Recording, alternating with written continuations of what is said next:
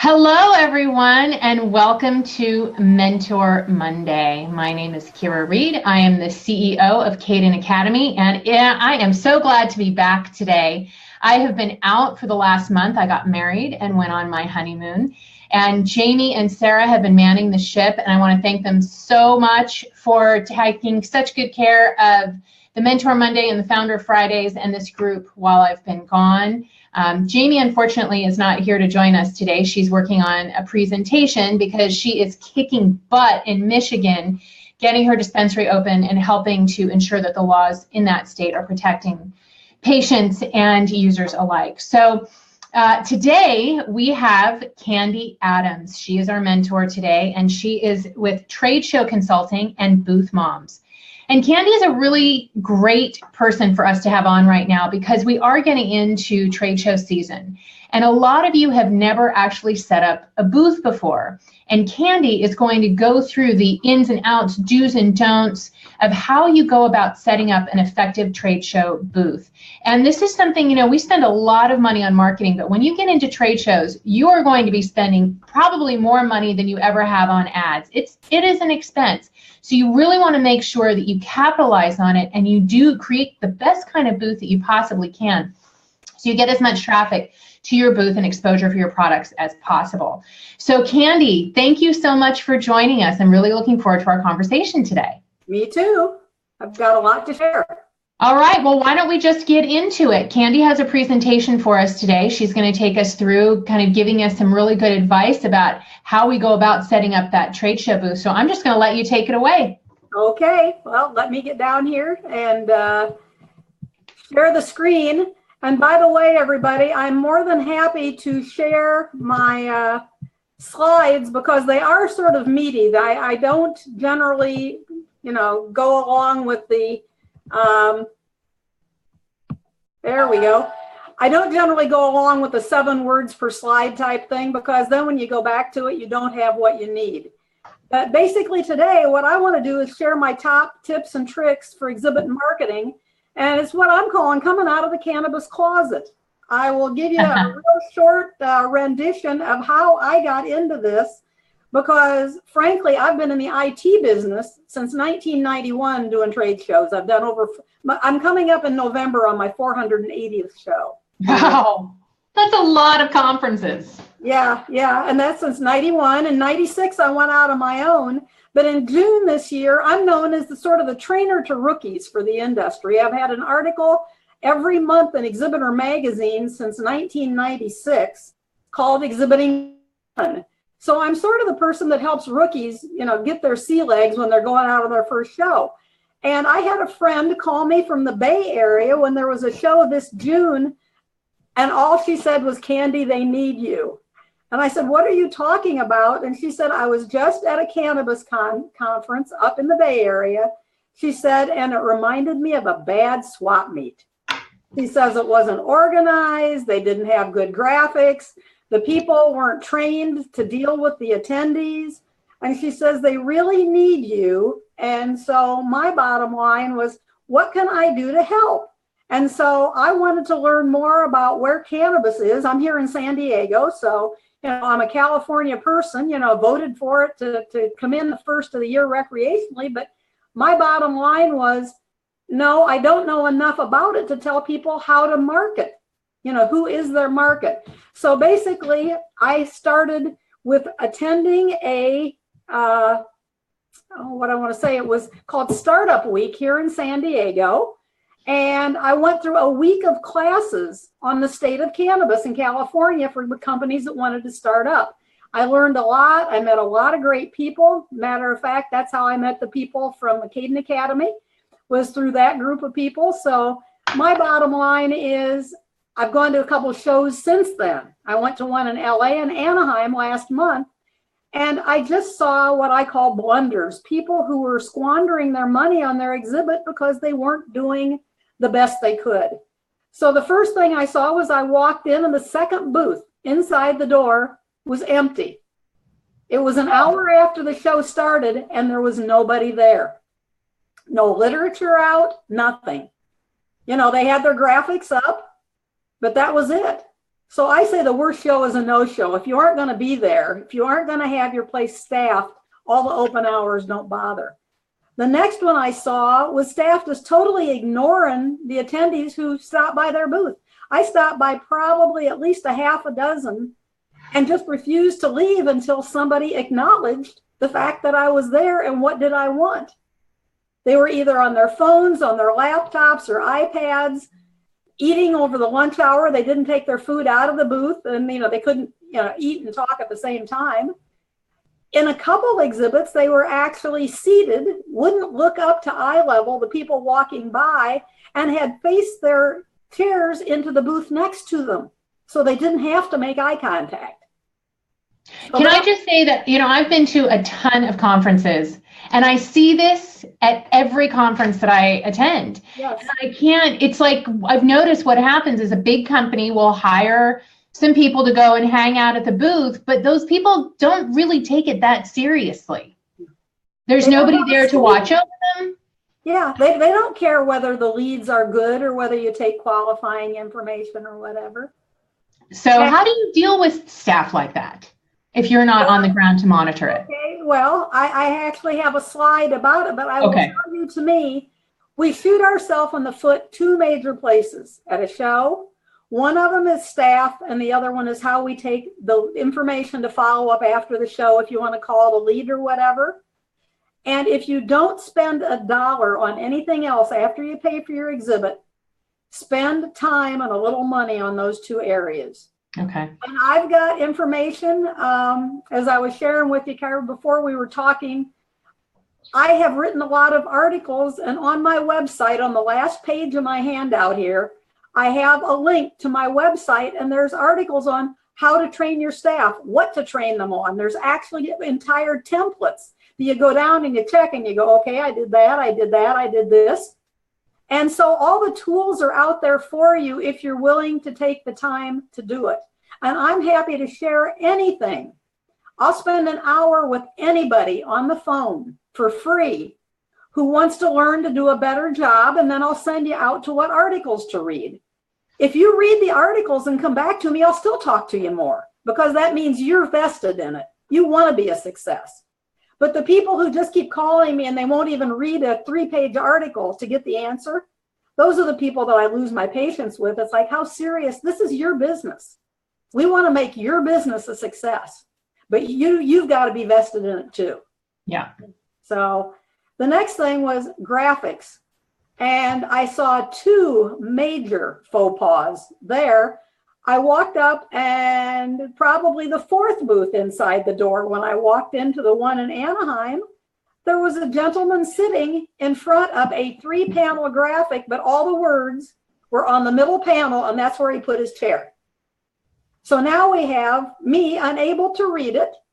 The little sign that they give you that's 7 by 44, I could tell his company name, which didn't really give me a clue to what he did, and his booth number, but he's sitting in front of his only graphic. And I stood there and I sort of cocked my head, sort of like a dog does when they're waiting for you to give them a treat. And I'm sitting there looking at this guy, and he finally looks up from his phone and says, "Something I can do for you?" And I said, "Yeah, tell me what you do." Oh, wow. And it was like, well, yeah, I'm having trouble seeing what you do since you're like in front of your graphic. Is there something I can do for you? Wow. Yeah. Well, I'm here to talk to you, but other than that. So then the next aisle over was a company, and they had this beautiful, like, pentagon backlit wall with a monitor in the middle, and the monitor's black, and there's no name, no word. And I'm walking up this way, and they have a table against the edge of their booth with a tablecloth with their logo about this big, but facing the other way. So the only way I would have had, if I was coming the other way, I could have seen it, but I didn't see it when I walked up. I'm looking at this back wall and trying to figure out, is something going to pop up on the screen? And it didn't. So I sit there, and there are two gals and a guy sitting at two nice little sofas with a coffee table between them. And I probably stood there for the better part of 2 minutes before they actually looked up, and the guy finally says to me, can we do something for you? I said, yeah, you can tell me what you do. Why are you here? And he looks up and he goes, well, we're here because, and he starts to go into his little 30-second pitch. But I said, well, are you supposed to have something on the monitor up there, or are you having a problem with it? I'm thinking, there's AV people on site at all these things, and this is an hour into the show. So, maybe he ought to get it fixed. And he finally admitted that, yeah, well, it was broke when they hung it up, but there was an empty hole there if they didn't hang it up. And instead of getting a sign made when they put it up the day before, they just left this dead monitor up there and pretty much decided to blow off everybody. And they said, why are you here? And I said, I'm here to basically learn about how exhibitors exhibit at these shows. And he goes, on a 1 to 10 scale, how did we do? And I said, you have a nice layout for your booth if somebody wanted to sit down and talk to you. I said, but you lost what I call your bait. You've got no bait here to tell people why they should stop and talk to you. And I said, so you either need somebody standing on the aisle and asking people, is there something we can tell you about XYZ? Because your monitor's not doing it. And he said, that's a good idea. And he finally got up off the couch and started, I went by another time later and he was talking to people. But they were just going to blow it off and sit at this little sofa with a coffee table between it and drink their Starbucks. So my thing here I have here is WEiC. And I don't know whether you've ever heard about the radio station everybody tunes into when they go to a trade show if you're an attendee. What's in it for me? Okay. And so I was tuned in to try to figure out basically why were people there. Was it something I wanted to learn about, that I had a gap in my education, that if they weren't busy talking to somebody else, I'd stop and bother them. If they were busy, I just kept going. But what's in it for me, it takes you back to the customer centric of what do people want and who's your target audience? What's your message for them?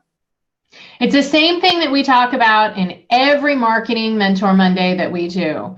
It's not about you, it's about them. Right. Yeah.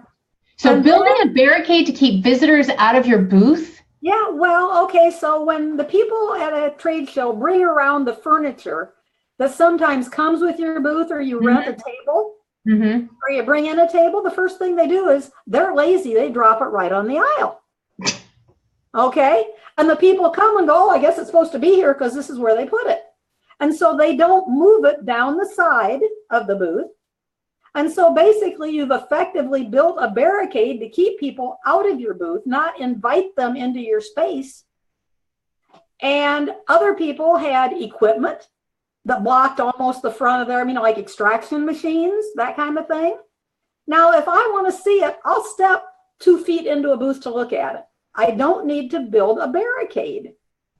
Other people, and these were people who had real estate offerings, they had rows of literature racks all across the front of the exhibit.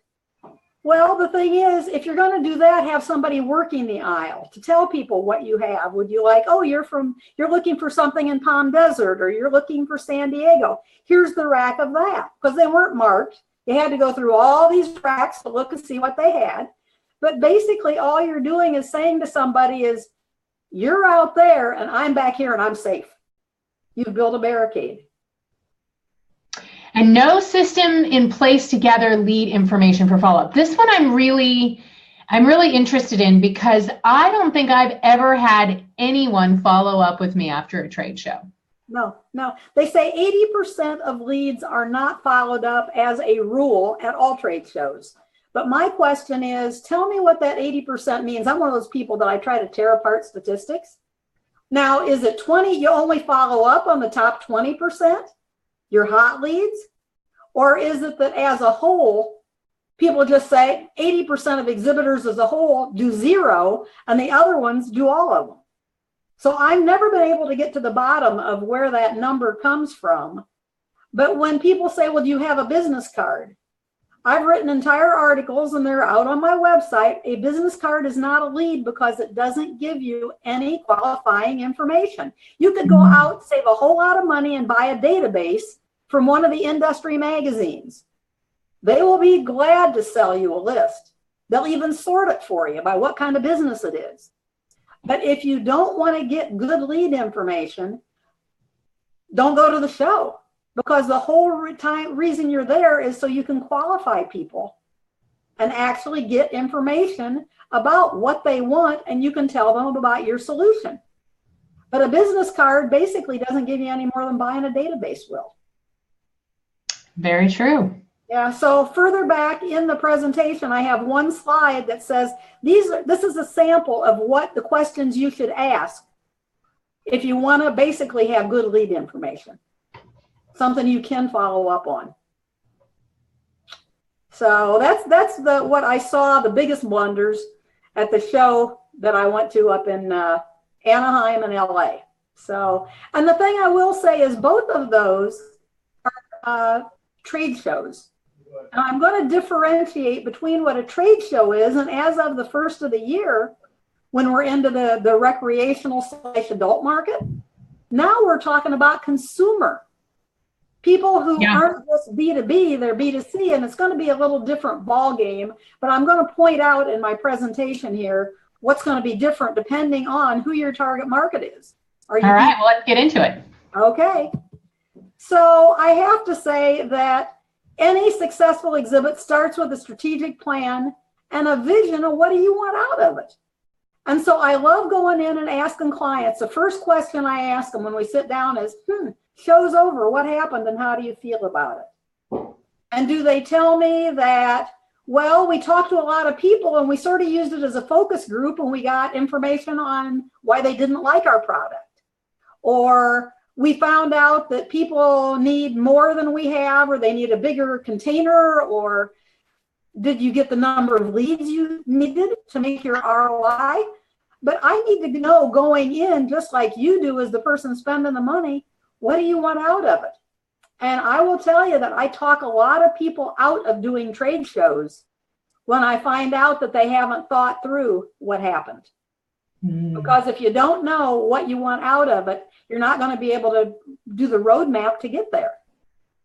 Because you start out with a strategy and then you build the tactics to get to that strategy. And I say that we've all got piggy banks. And the piggy banks basically are the reasons we're going to a show. And there's 4 main reasons people go to trade shows. The first one is to get leads so they can go after the show and sell. The second reason they go to a show is for branding and awareness. This is a new industry. Not everybody knows who everybody is. You know, you may know the top couple exhibitors on the floor, but you don't know everybody. Do you need to educate the audience on you having something new? Education is big at these shows, especially if you have a new area that you're doing something nobody else is. And the last thing is press and media. There are a lot of magazines out there looking at contacting people about what are their new products.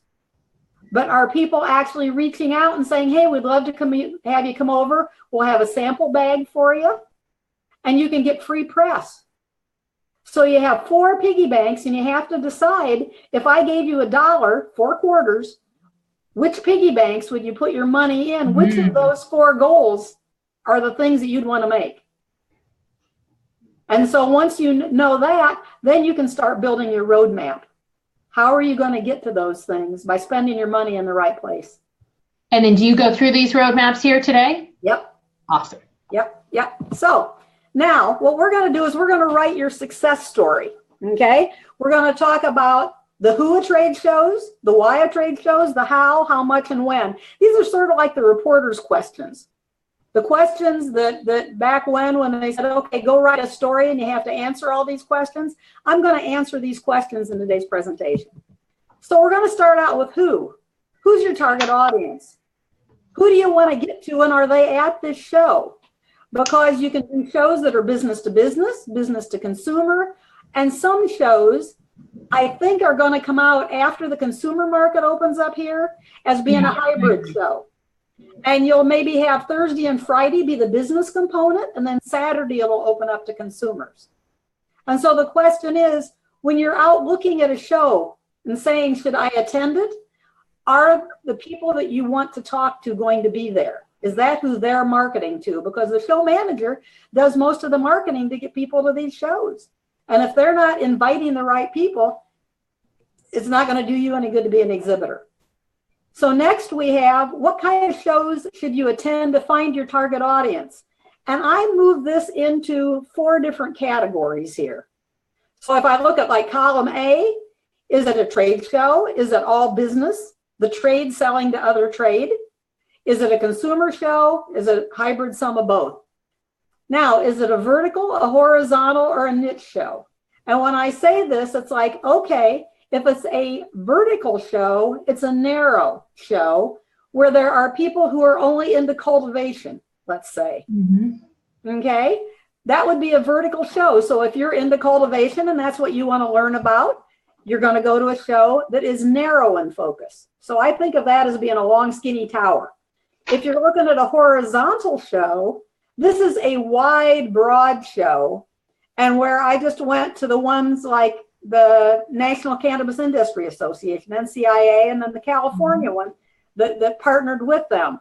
That is a horizontal show because you had everybody from the people with the seed, with the fertilizer, you had the CBD, you had people with things for edibles, you had testing labs, you had real estate, you name it. So if you have a lot of different things, that's going to be a horizontal show. And as the entire industry shakes out, you may have what's called a niche show. It's a very small segment, but everybody is there for the same purpose. And down here in San Diego, we were going to have one until the Del Mar Fairgrounds decided that we couldn't have a cannabis show there. It was a niche show. It was only for people who were using marijuana for medical reasons. And they were going to have all the medical marijuana people there. That was a very narrow market. You knew exactly who was going to be there. You knew when they walked in, they were going to have to have a recommendation to get in, just like you do to go to a dispensary. So these are the 3 kinds of shows you can look for. And then the question is, how far out are you selling? How big is your network? Are you selling only locally and you want people who are only coming to a local show? Are you going to a show that's only being held, one of them, let's say in the whole state of California, which would be considered a regional show? Regional shows, they usually figure people will either drive or fly 2 hours to get there and 2 hours back. Then you have national shows. They usually have those centrally in the US, let's say maybe in Chicago, where you could fly somewhere in 4 hours to get there. I know one of the new shows coming up that's coming up shortly is all the way in Boston. So people from the East Coast would look at that as a national show, where the one coming up in Vegas would be national for us on this coast. So you have to look, how far out are you going to be marketing? You know, where's your sales force? If you only have sales force and are only going to sell in California, is it worth it for you to go to a national show looking for your target market there? And the last, there are 2 kinds of companies that generally put on shows. Do you have an affinity for one or the other? One is an association show. You join and you become a member of that family, and they have the list of all the other members. So if you want to do something, let's say with the NCIA, that would be an association show. Then when you get into the media groups, the people who print magazines that aren't an association, those are for-profit shows.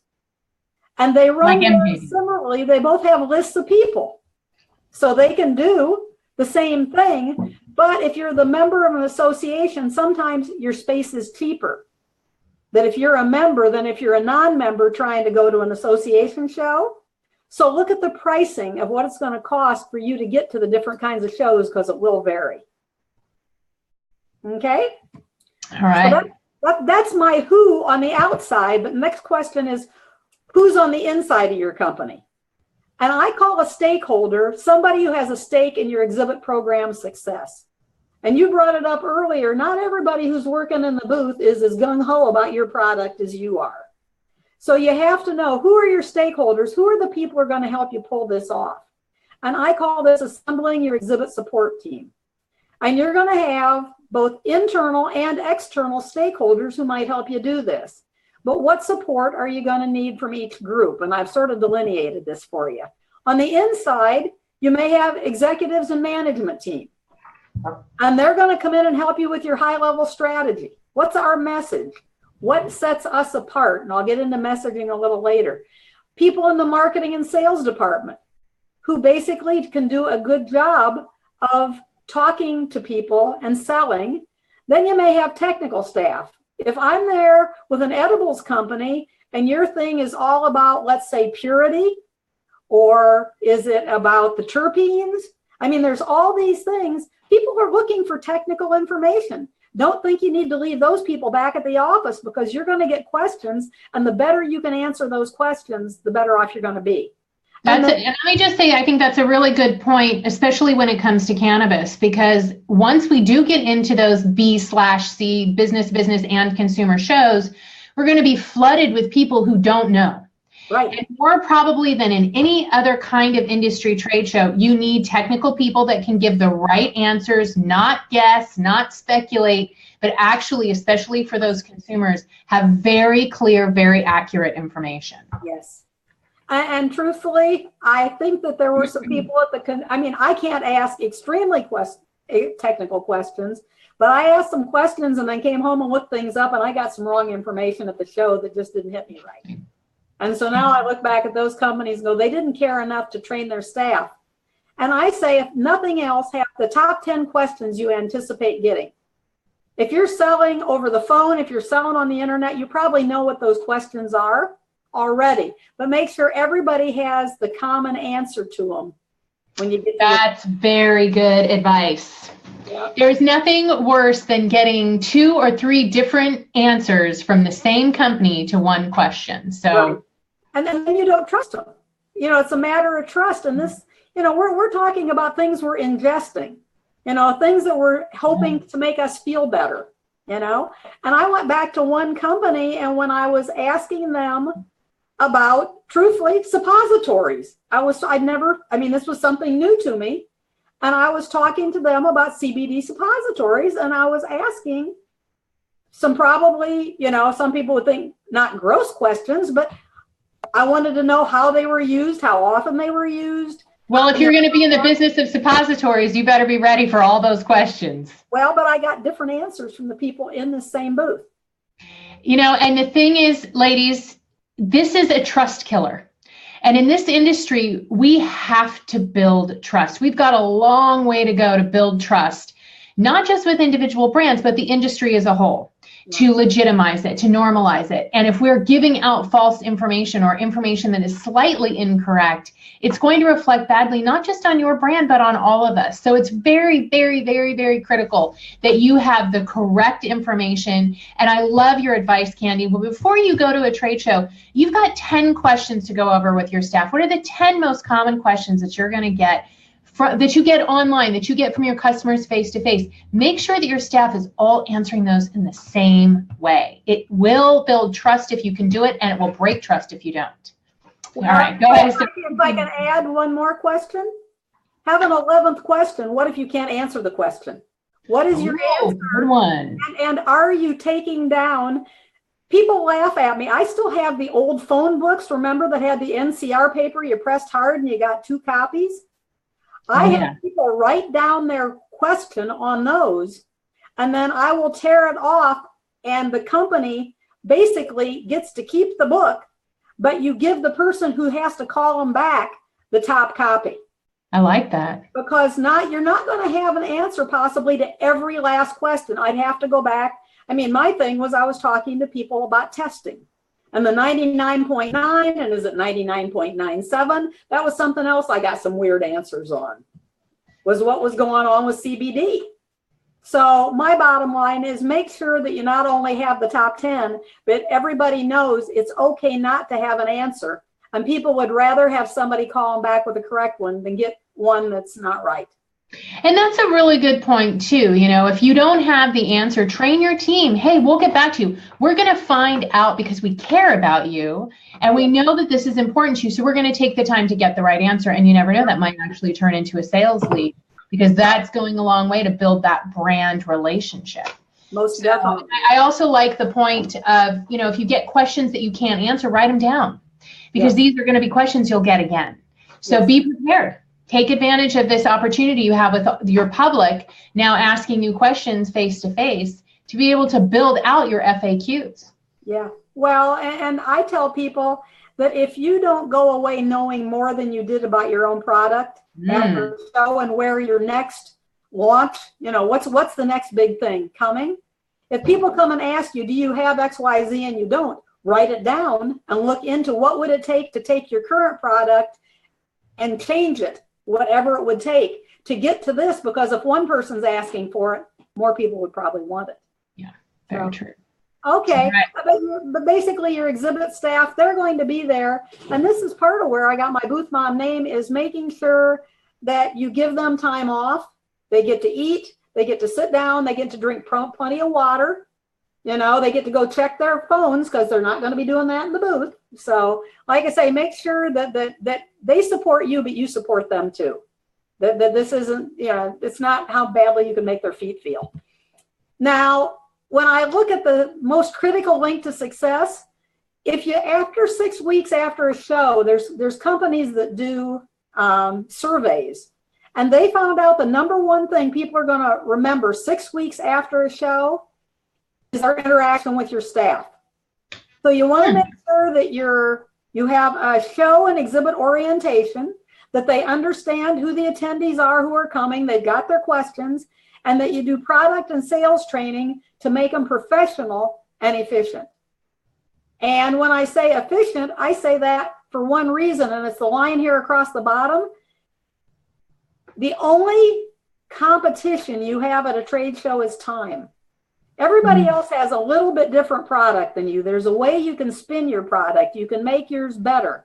You can have what they call your unique selling position. What makes your product special?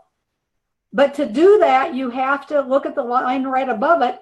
You want to make sure everybody's efficient at greeting the person when they come up, engaging them, and that is listening. And the question is, do you listen to understand what their real question is, or do you listen to reply? Too many of us at a show listen to reply. Well, I think too many of us do that in life too. Yeah. But then you have to qualify them. You have to have questions to find out, because the sooner you can find out, is this person qualified to need our product, to want our product? If they are, fine, take them on, demonstrate, show it to them, show them the bottle, show them the extractor, show them whatever you've got, give them literature, record information, and then dismiss them. They say the perfect time is 7 minutes to do this, okay, at an average show, if you're efficient. But now, what if it takes you 14 minutes to get through that, and the person's a marginal lead? How many people walked by? How many did you miss? And they say the average cost to get a qualified lead at a trade show, a truly qualified lead, somebody you're going to go back and follow up with fairly immediately, is $250 to $350. Now, how many of those people do you want walking by while you're talking to somebody who's marginally qualified? Yeah. Okay. So the whole thing is, if you hit the qualifying stage and they're not qualified, how quickly can you jump down and dismiss them? Because the most time you're going to spend is actually talking to them after you find out what they need, talking about your product's benefits, not features. People don't give a crap about features. They buy benefits. They buy what's in it for me. So demonstrate the benefits, record the information, and then get them the heck out of there so you can talk to the next person, because you have limited time to talk. So speaking of limited time, I got to keep moving. Who's on your external support team? These are people that you may not have expertise in-house. And this could be if you want to do a social media campaign. You may have a marketing agency you're working with already on your web and your social media. What are you putting out there about what you're showing in your booth? So don't leave those people out. You have somebody who's going to build an exhibit for you. That's called an exhibit house. Who's going to be doing shipping if you're shipping from here to Vegas? You've got to have somebody who understands that trade shows aren't time sensitive, they're time critical. They may only give you 2-hour window to get your freight in at a trade show. So you've got to work with people who understand that. And you know, FedEx, you ship at FedEx and they have a delay somewhere. Are they even accepting freight when FedEx will drop it off? You need to have it sent to your hotel.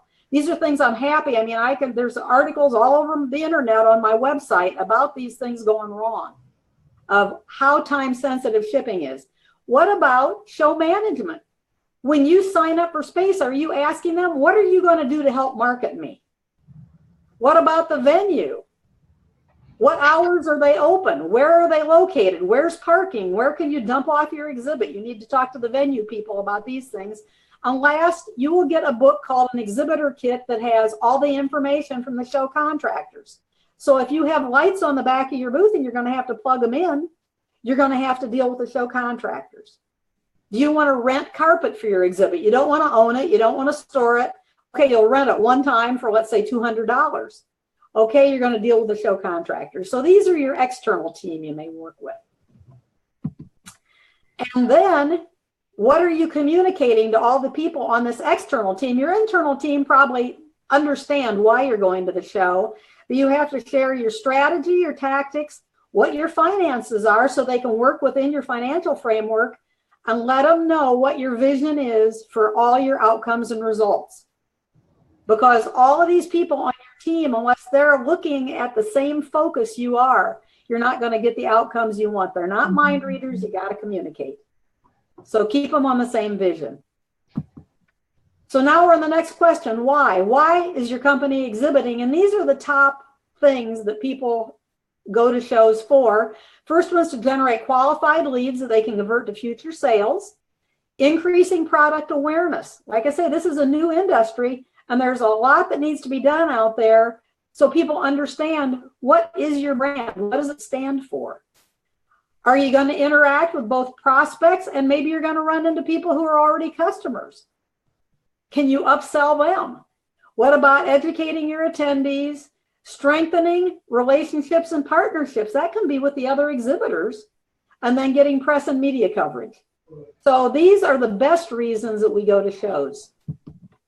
So next we have formulating your goals and objectives. After you look at all the reasons, then you can say, okay, we're going because we'd like to talk to 2 magazines and let them know who we are and what we do.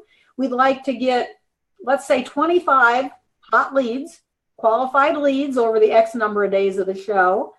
And we want other leads that we can take and put in our database and send out our newsletter. Or we want this many people to go to our website because we tweeted out that we were giving something away in our booth. Those people, okay, now, are they going to be following us? So all those kind of things. You want to make sure you have the profile of what I call your perfect prospect. You can have a target audience, but how much do you understand what makes them buy? They say that we understand demographics of people, but people don't buy based on their demographics, really. They buy on psychographics. There are buying behaviors, and how can you basically come across with a message that's going to make them want to buy? Back to what's in it for me. Decide what products. If you have a multi-product line, what are you going to showcase? What are you going to focus on? One of the problems with these shows is I saw exhibits where they had so much, you could not tell this jar and this tincture and this lip thing. There was so much there, you really didn't know what they had. So determine what's important to showcase and don't overwhelm the people. And the thing is, the more product you put out, putting out more than 4 or 5 of any product nicely displayed, you're shooting yourself in the foot, because they're going to say, they've got so much out here, it can't be of high value. Where if you only put a few of something out, it elevates the value of it. So don't think that making a big pile of something is better than a small pile. And then determine your key message. If the people walk away from your exhibit with only one thing that they remember, what is it?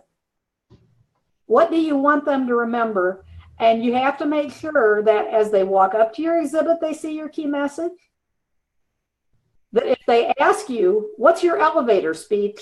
Your key message is in your elevator speech, that first 30 seconds of talking to them. Why are you here as an exhibitor? And then when they leave, that you reiterate, Well, I'm glad you came by and learned about our XYZ, your key message again. If they don't hear it 3 times, they're not going to remember it. So I always say, hit them, hit them, hit them again. I think that make sure you get it 3 times. They're not going to remember it. that's good advice. Okay. Sarah, before we go on, Candy, Sarah, do we have any questions so far?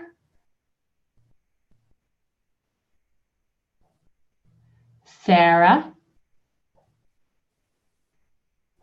All right, I guess not. All right, let's keep going then. We'll check. No question, sorry. Okay, no worries. Okay. In lead gathering, it's usually the number one reason exhibitors exhibit. People think they're going to a show to sell, and most of these shows, number one, you can't sell at most trade shows, whether it's cannabis or not, because the taxation of the items being sold. So if somebody, let's say, sold a glass beaker that's used in part of the extraction process, okay? Who is going to collect the sales tax? Is it the state where the show is or whatever? So most places don't let you sell anyhow. So all you do is take leads and you go back and sell afterwards, because the show manager doesn't want to be liable for the tax on that beaker. Okay, so they're not going to let you actually sell. So after the show, what's left then? You have qualified leads. And my first boss told me, he says, Candy, I don't care how you get home. I don't care how your clothes get home. I don't care how your toolbox gets home. I don't care how the exhibit gets home. The only thing I care about is that pot of gold at the end of the rainbow. Get the leads home, and they better be sorted by territory on my desk Monday morning. That's your gold at the end of the show. That's all you got left. So make sure that what your goals are, that when the show's over, you're able to meet your goals. And if that's leads, that they don't go back and sit on somebody's desk and get cold. Okay? Nice. When I said I would give you the list of what to put on a lead form, this is it. And basically, you get their basic contact information, and I have no problem if you get the business card for that. But that's where everything else here on the list, their product interest, what are they going to use the product for? So let's say an extractor. Are they using it for THC or are they using it for CBD? Does that make a difference to you in what you would recommend to them? What application? What's their role in the purchasing? Now, if they come and they say, okay, well, I'm just here gathering literature, that means they're an influencer or recommender, not the decision maker. Right. And if I look at that, if they say one of those two things, shouldn't I ask them who the decision maker is so I have that information when I follow up? So add one more line. If they're under influencer or recommender, you circle those, make sure you find out who the decision maker is and say to the person, well, when I call in, could you get so-and-so on the phone? Could we have a 3-way call?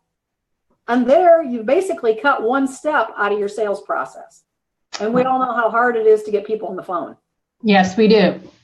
So what are they budgeted for? How much would they be buying? You know, would they be buying a kilo of CBD or would they be buying 50 kilo? You know, time frame to buy. How long is it going to be until you need to resurrect this lead?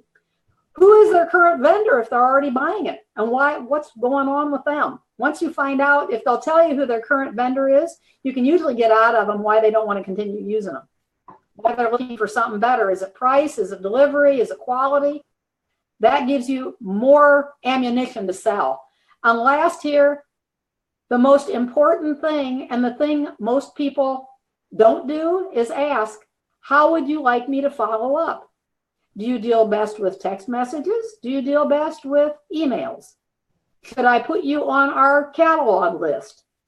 Should I start sending you our newsletter? What can I do to stay in touch? And when would you like me to contact you for the follow-up? How many of us have this wonderful little thing called a cell phone with a calendar in it? You can set meetings right then. There's no reason to wait. We don't have to go back and set them. But truthfully, they say it takes most people after they get home from a show 2 to 3 days to pile through the stuff they picked up. So calling before a 2 to 3 day window may be premature. So now we're at how. How are we going to get through all the details? And they say the devil's in the details. And they say that there's about 1,000 decisions from the time that you decide what show to go to, you pick your booth space, you're going to have to decide your messages, who's going to go support it. all the decisions, you're going to have 1,000 of them, and you have to understand the strategy of your exhibit, those goals that I said you had to set, before you can decide how to spend your budget and how to spend your time meeting all those details. So there are some things you need to do. You need to start at the beginning. And if you see the devil's crawling out of the exhibitor kit here, okay, you're going to get information from show management, the general contractor, exclusive contractors. These are the people that belong to the convention center. So if you need electrical, it's probably going to be, or if you need internet, okay? And then there are subcontractors like the shipping people you may deal with.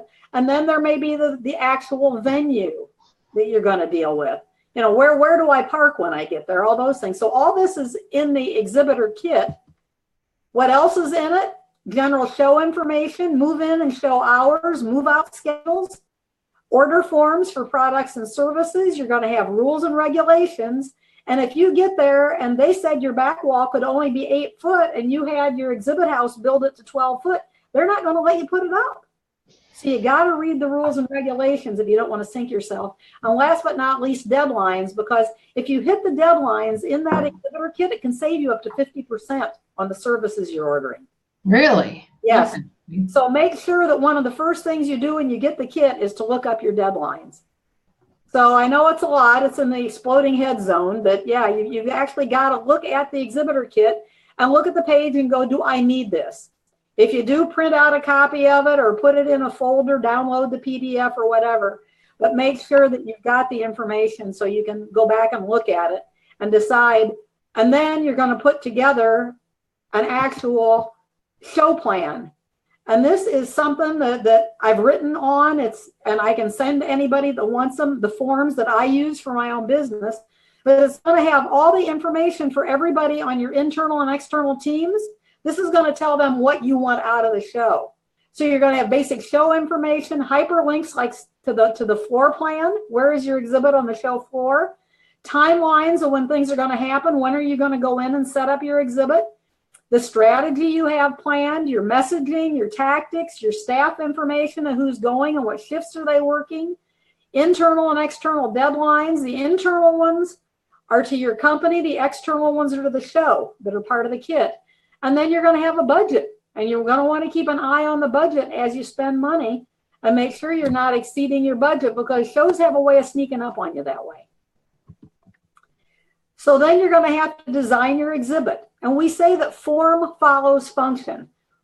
What's going to be in your booth space? Do you have to have a footprint for equipment? Are you going to have some kind of demonstration or a video like the people who had one, but it wasn't running? So is your product something that's too big to bring in and you're just going to show people a video of it? Are you going to have meeting space? Are you going to have a sofa or chairs where people can sit down and talk to you? Do you expect to have long conversations? And then what about hospitality? Some people were giving away their own product. They had hemp water, okay? So do you have a place for people to sample? And what are the sample rules for the show? Usually at most shows, you can give away, if it's your own product, 1 ounce of a solid or 2 ounces of a liquid.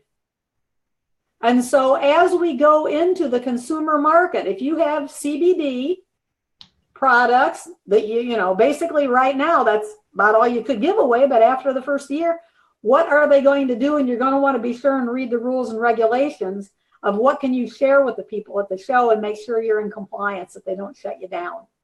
And last but not least, having literature. Now, if you notice, there's something missing here. Giveaways. I think giveaways, when was the last time, Cara, that you made a buying decision based on a pen or a key ring? Never. It's a waste of money. I agree. So I'd rather have you bring an extra person along and pay their salary, or have your literature redone, a 2-sided colored sheet, one side specs, the other side the benefits of your product. I'd rather not have you waste money on giveaways. If I've got promotions people listening, I'm sorry, but I do not see them as best use of your money. So, okay. I agree with that. Okay, planning your functional booth layout. Okay, what exhibit properties will it take to support your goals and objectives? Probably going to have a back wall, possibly a table, but not as a barricade. How much room are you going to dedicate to product and marketing literature? How much room will it take for your staff? And down here at the bottom, there's an industry rule of thumb that for every staff person, you use 50 square feet of open space. So if you only have a 10 by 10 exhibit, that means you can only put 2 people in it. Because by the time you and I were in your booth and 2 people came in to talk to us, 1 person each, everybody is feeling a little bit claustrophobic. So depending on if you had a large piece of equipment in there, you may want to go to a 10 by 20 booth to have everything you need in there. What graphics and messages are required? I'm going to go on and tell you how to write good graphics, but make sure you don't take too much staff or not enough staff. If you have 1 person in there and you're already engaged with somebody, how many of those $250 leads walked by? Because people don't come back. And I hate to say it, but millennials' attention span and waiting has gotten even shorter. They used to say a person would wait 15 seconds to talk to your booth staff. Now it's more like 7. And if you don't give them the just a minute sign or invite them into your conversation, you've just lost that lead. So you don't want to. Yeah, I noticed that I've gotten there too, and it's my patience will be extended if somebody acknowledges my presence. Right. But there's nothing more infuriating than standing there and having somebody see you and not acknowledge the right. With right now will be right with you. Yeah, yeah. Nodding or giving you the just a second sign. But my thing is, there are no private conversations in a public place. So if you and I are talking about your new product and you're giving me the specs on it, how it's new and improved, there's no reason you can't invite that other person into the conversation and saying, yeah, that's a good point. Do you mind if I invite Candy in here since we're just talking about the specs? And Jim's not going to be a nerd. He's not going to say no. And so now you've just doubled your productivity. So now talking about your exhibit graphics, these have to be a magnet. Okay, and I'm going to say that if you have a 10-foot wide exhibit and I'm walking by at a normal speed, it's going to take me 3.5 seconds to decide to stop or not. In that 3.5 seconds, what can I read on your graphics? You've got a stopwatch on your phone now. Use it. Read your graphics. See how much people can actually read of your graphics, and did they get through the main message? Because they're going to start reading at the top. Is the most important thing your company name? Is the most important thing your tagline? It's probably not your logo. So make sure that if I've only got about 3.5 seconds to read it, is the person going to be able to get that far? Think of it, because if you look at a billboard only has 7 words. Okay? That's because you're driving by it at the speed we're walking by. So you want to make sure that your graphic, can you distill your key message down to 7 words? And if not, keep working on it. Okay, I mentioned before promotion. Giving people your key message 3 times. If you're going to promote to your audience, and this is through social media, this is on your website, this is buying one of the show's banner ads, hit them, hit them, hit them again. Are you going to promote to them before the show, once during the show with your exhibit, and once after the show?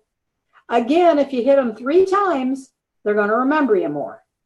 So don't miss the before, during, and after. And then have a compelling message. What's a compelling message? Why is your product better? Or basically, will it save them time, money, or hassles?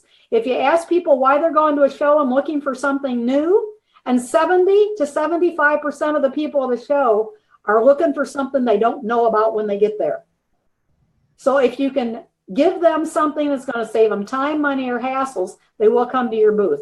So send them a postcard, send them, send it out on Twitter, send them other social media things on Facebook, the people that are watching you, but make sure you're doing it multiple times. How much is this all going to cost? Well, you need to budget for booth space. And by the way, I've got a budget form. Anybody wants it, all you have to do is ask me, I'll share. Booth space, exhibit properties or furnishings, that would be like tables or chairs. Your shipping, your on-site show services. If you need internet, do you need electrical? What do you need in your booth? What are you doing to promote? Are you gonna, some shows actually have a badge scanner, that the badges will have, let's say, a QR code or a barcode on them. And that gets you the equivalent usually of what's on your business card. But if you don't have a lead retrieval service, all the questions on that page back there that I said you should ask these questions, put them on your own form. Have them printed up. And I've also got laid out forms that will help you do that if you want them. I'll share those.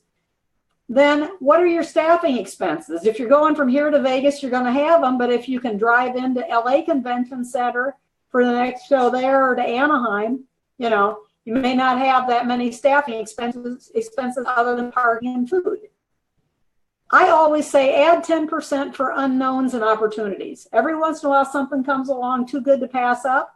Or let's say that you shipped your exhibit in and it came in on overtime. That's going to cost you more. So make sure that you have a little bit in your back pocket, a little bit extra. What's your planning timeline? Well, if you have the choice of between now and later, start now, because it's never too soon to start the conversation on what your strategic goals and objectives are. But can you visit shows this year? If you don't have the money, if your product isn't really ready, can you visit shows this year as an attendee that you might want to exhibit at next year? And I always suggest this. You can go and talk to show management, find out. They'll give you a packet of what's going on at their next show. But this year, what are your educational opportunities? Are there keynotes that you can go to? How many things? I learned so much going to the 2 shows I did last month, just going around and asking people questions of things that I didn't know. And networking opportunities, all the parties and things you can go to. Who else can you meet up with? That do, some shows will let you share a space. So can you do something with another person that's complementary to what you do? If you only do, let's say, brownies and somebody else only does Pop-Tarts, okay? If you're not competitors, could you share a space and say world's best edibles and then have your 2 names under it and share the cost? Then last, if you meet people there at the show managers, are there speaking opportunities? And they start planning those in a year in advance. Can you get on the list of being a speaker at the show? Because all of a sudden that makes you a thought leader. That makes you reputable. And it will drive traffic to your exhibit. So all of these are things to think of, even if you're not exhibiting at a show, things to do while you're there just attending. You want to plan your exhibit and mental schedules. You want to do a mental walkthrough of what it's going to take you and share those deadline dates with stakeholders. If you've got people in-house, if you've got somebody who's doing your graphics for you, let them know when you're going to have your graphics ready for your back wall. And also look at estimated times. And I always say pad everything. We all know Murphy's Law. And the problem with Murphy's Law is basically there's too many things going on and something's going to slide off. It's going to happen at the last minute.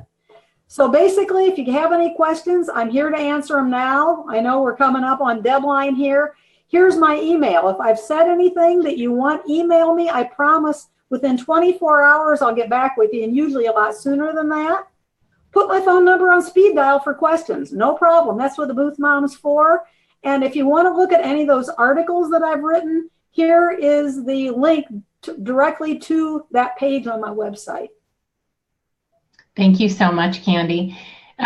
Sarah, do we have any questions? Nope, no questions as of yet. Okay. All right. Well, Candy, we've used up the full hour. I think you've answered a lot of questions that I would have had.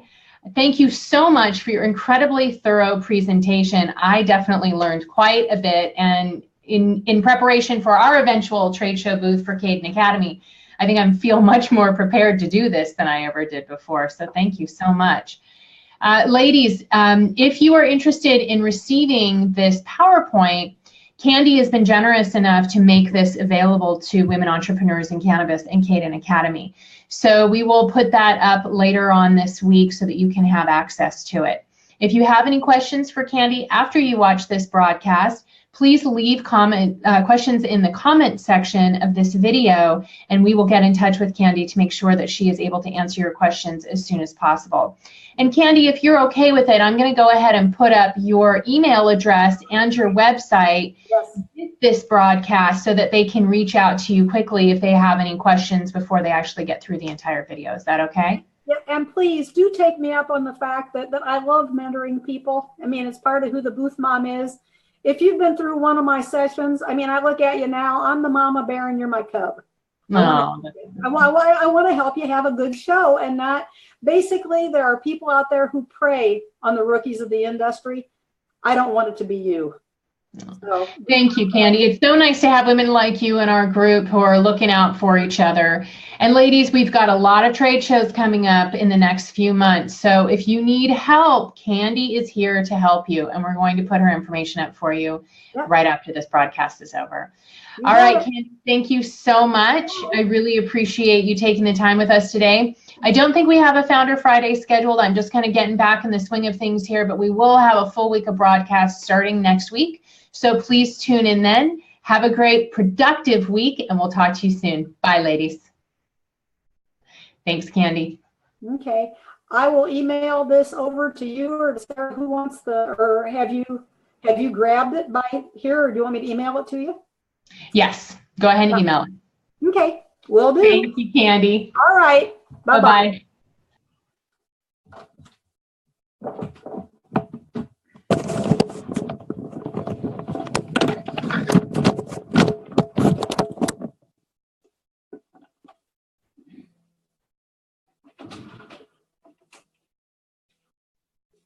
I'm done. Life is good.